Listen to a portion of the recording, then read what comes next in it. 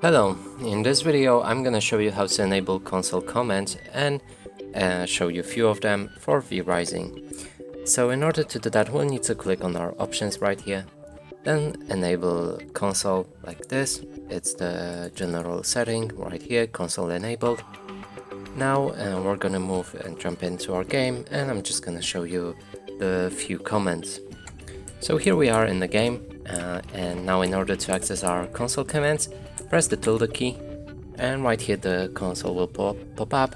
You'll be able to enter a command called list and click enter.